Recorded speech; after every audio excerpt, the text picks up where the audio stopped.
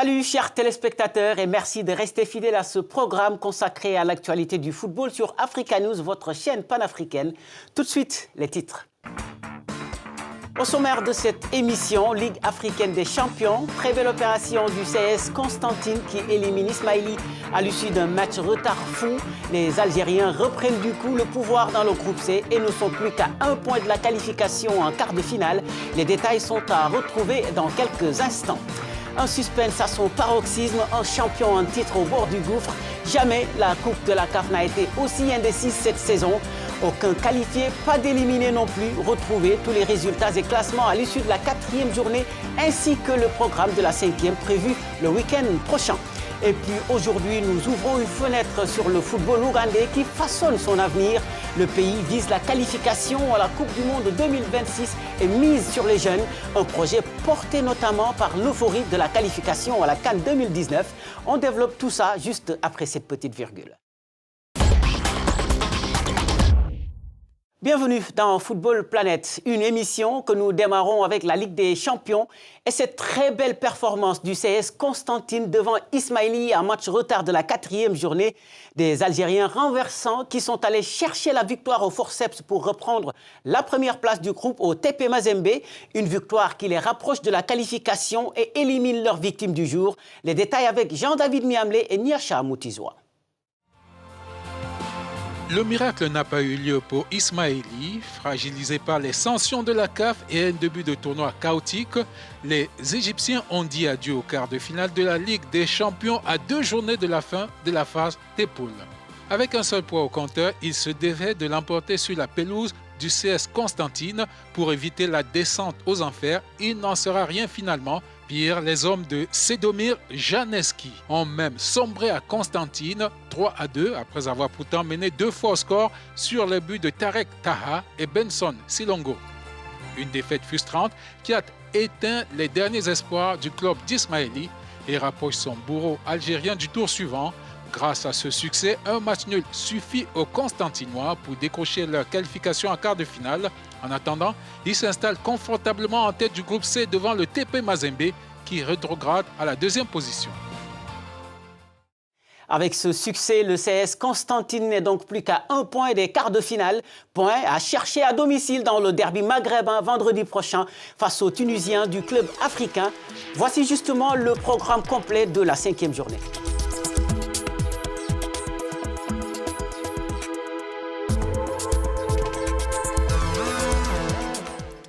À noter que l'Espérance de Tunis pourrait également décrocher sa qualification dès vendredi face au Oroya AC. Des Guinéens toujours en quête d'une reconnaissance continentale malgré les investissements colossaux d'un président généreux. Nous sommes justement en ligne avec l'entraîneur de l'équipe, Patrice Neveu. Merci coach pour cet entretien. Alors on sait que le Oroya domine le football guinéen depuis quelques années, mais il a encore du mal à imposer ce statut sur le plan continental. Qu'est-ce qui peut l'expliquer ? Je pense que le club est connu comme effectivement celui du président Souaré qui investit énormément sur tous les domaines. Après, il est évident qu'il est important de matérialiser, à mon sens, la répartition de ces investissements, notamment au niveau du recrutement. Ça, c'est une première chose. Cette année, il a mis énormément d'argent dans ce recrutement, mais ce recrutement n'a pas été suffisamment sélectif. L'intersaison reste une période déterminante dans la continuité d'une bonne saison, mais il faut savoir que ce ne sont pas des clubs qui se professionnalisent complètement de l'intérieur, mais il manque des réflexes totalement professionnels, donc ce n'est pas un manque de moyens pour le coup. C'est toute une organisation qui doit être mise en place afin que les clubs puissent évoluer. Il doit avoir encore une équipe supérieure à ce qu'elle a été cette année, puisque les moyens injectés sont assez conséquents. Alors, on sait que le président Souaré investit beaucoup dans ce club. Est-ce qu'avec tout cet investissement, la Ligue des Champions reste un objectif jouable dans les années à venir? Oui, tout à fait, à condition, monsieur, que tout secteur Oui, tout à fait, à condition que tous les secteurs se professionnalisent.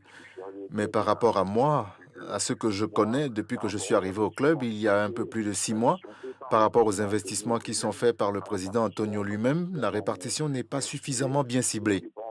On n'est pas encore suffisamment professionnel, c'est clair. Maintenant, il faut aller vite parce que c'est vrai que la mission du président est grande, mais moi-même, je suis bien placé pour le savoir. C'est le type de détail qu'il faut quand tu arrives à un certain niveau, notamment. On est allé en quart l'année dernière. Ils sont présents depuis quelques années en Ligue des Champions et la Coupe de la CAF. Quand tu arrives à un certain niveau et qu'on veut aller chercher le haut niveau des très grands, tous les détails sont extrêmement importants. Mais là, on arrive cette année notamment avec trop d'imperfections dans le recrutement qui est déterminant pour un entraîneur et pour un club. Merci beaucoup, coach. Je vous souhaite en tout cas une très belle campagne africaine et surtout bonne chance pour votre match de vendredi. Merci, à votre service, je vous en prie. C'était donc Patrice Neveu, entraîneur de l'équipe guinéenne du Oroya AC. Parlons maintenant de la Coupe de la CAF dont la phase retour a démarré dimanche.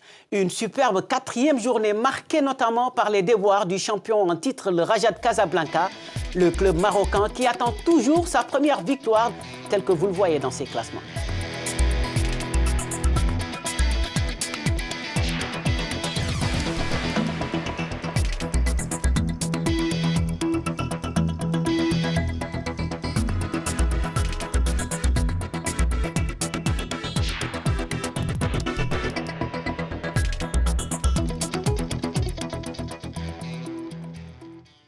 La suite s'annonce donc plus qu'alléchante dans cette Coupe de la CAF dont on pourrait connaître les premiers qualifiés en quart de finale dès la prochaine journée prévue dimanche prochain et dont voici le programme.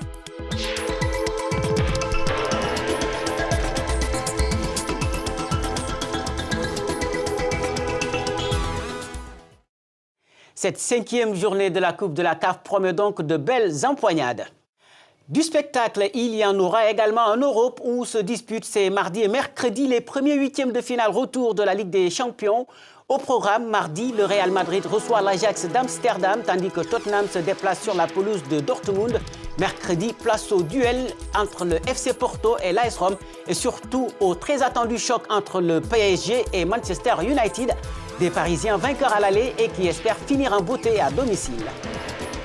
Je rappelle que les 4 autres rencontres de cette Ligue des Champions se jouent la semaine prochaine.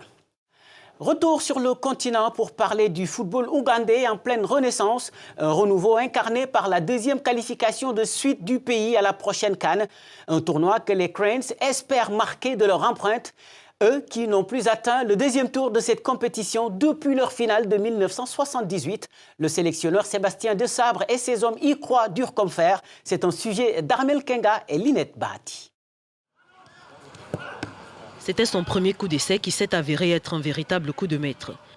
Il y a un peu plus d'1 an, le 28 décembre 2017, Sébastien Desabre devenait le sélectionneur de l'équipe nationale de football de l'Ouganda.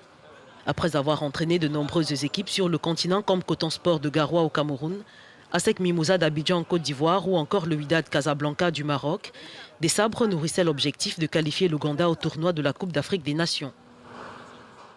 Je pense qu'avec l'effectif qu'on a, la qualité de l'effectif qu'on a, c'est normal qu'on se qualifie pour la CAN. Dans le groupe dans lequel on était, même si le Cap-Vert, il y avait eu Cap-Vert, Tanzanie, Lesotho peut-être un peu en dessous, mais je pense que par rapport à notre effectif, c'est assez logique. Et pour cette compétition africaine, le sélectionneur français compte principalement sur 2 joueurs. Le gardien de but, Denis Oyango, et le milieu de terrain, Farouk Mia. Les Cranes d'Ouganda ne sont pas forcément favoris de la CAN 2019, mais ils comptent donner le meilleur. Et je pense que voilà, on sera difficile aussi à battre à cette CAN, même si on n'est pas peut-être du même niveau que certaines grandes nations, mais on a notre mot à dire, je pense. Et là, on est tous dans cette attente pour la CAN du tirage au mois d'avril, pour savoir quels sont le profil d'adversaires qu'on va avoir dans notre poule, pour pouvoir ajuster les matchs amicaux ou ajuster les séances en fonction de l'adversaire. Après une expérience enrichissante sur le continent, le technicien français nourrit de grandes ambitions, comme par exemple diriger une équipe pro en France. Pourquoi pas Auxerre, dans sa ville natale? Mais en attendant, le technicien français se concentre sur les Cranes qui incarnent l'espoir du renouveau du football ougandais. Un football qui veut surfer sur la vague de l'euphorie suscitée par son équipe nationale pour façonner son avenir. Un futur dont les autorités ont déjà fixé le contour avec un ambitieux objectif de se qualifier à la Coupe du Monde 2026. Pour cela, le pays compte sur la formation des jeunes, comme vous allez le voir dans ce reportage de Serge Mankunkombo et Ignatius Anor. En Ouganda, le football se joue non seulement au présent, mais aussi au futur. Kampala compte énormément sur sa pépinière, notamment sa sélection des moins de 17 ans. Premier test, la CAN de la catégorie prévue en Tanzanie cette année.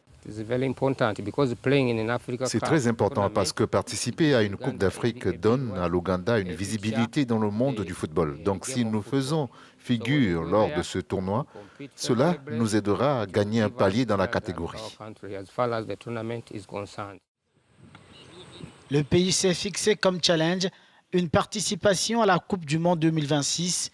Ses espoirs reposent sur ces jeunes footballeurs.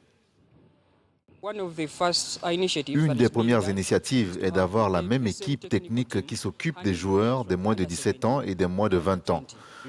Vous réalisez qu'il y aura un bon développement des joueurs et nous cherchons également à établir des partenariats avec divers pays pour nous assurer que les joueurs qui ont évolué dans les moins de 17 ans bénéficient d'une expérience étrangère en décrochant des contrats hors de l'Ouganda dans des grandes nations de football. Reste à savoir si le pays réalisera son rêve après 9 tentatives infructueuses depuis 1977.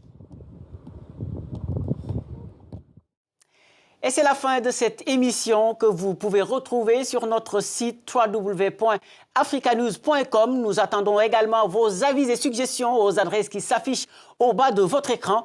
Excellente semaine et à lundi prochain. Au revoir.